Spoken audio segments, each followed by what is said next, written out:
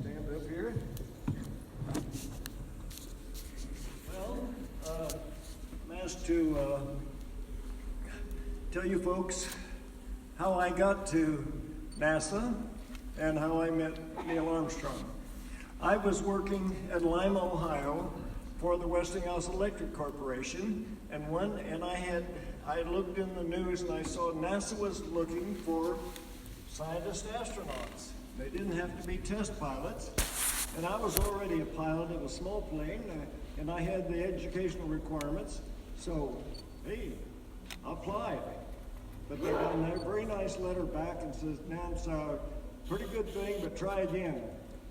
After the second try, same thing. I thought, well, I'll get a job down at the Johnson Space Center, see how things work.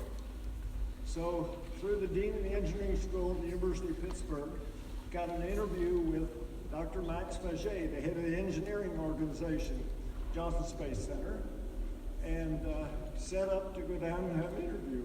The day before I was about to leave, I get a call from his executive secretary, and she says, "Sorry, Glenn, we've had headquarters put a hiring freeze on us, and we can't look at you." I said, "What?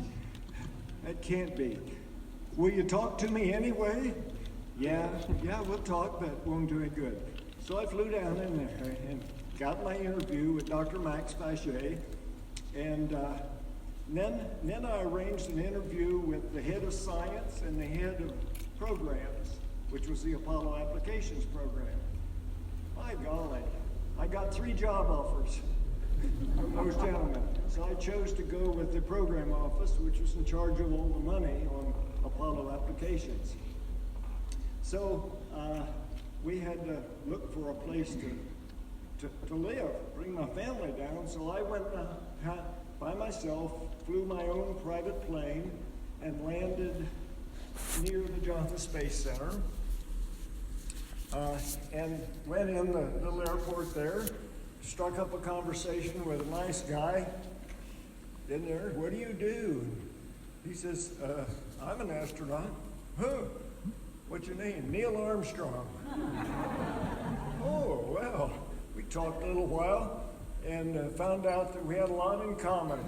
We both, he graduated from Wapak schools 4 years ahead of me. Of course, I didn't know him at the time because I was at Cridersville, and we had a lot in common. He played a baritone in the high school and Purdue band, and I did also. I played the same instrument, and we both were in the Boy Scouts and just built model airplanes and all that kind of stuff.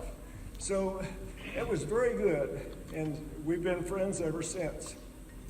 So that's how I met Neil Armstrong.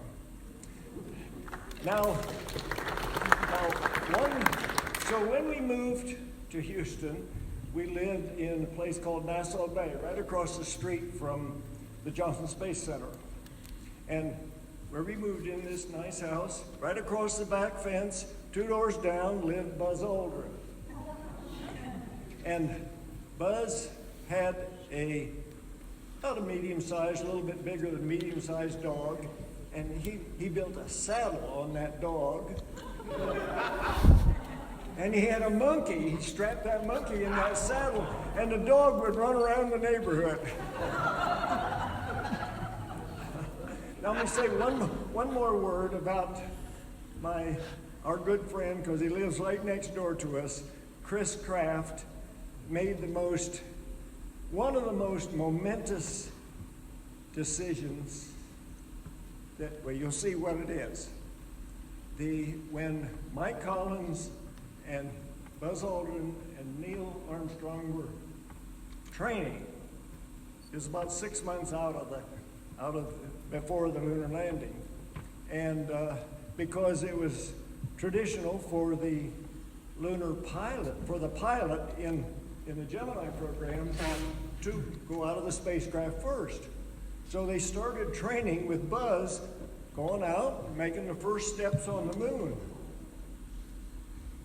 Chris Kraft saw that and he says, "Ooh, we can't let that happen. Neil Armstrong is the perfect guy for that.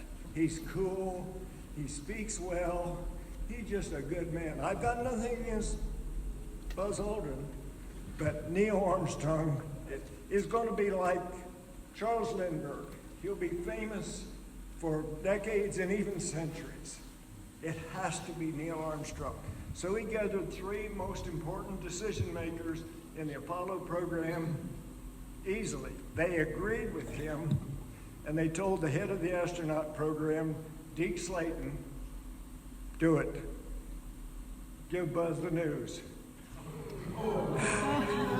And that's how Chris Kraft made the most momentous decision about that time. And that's how Neil got to be the first man on the moon.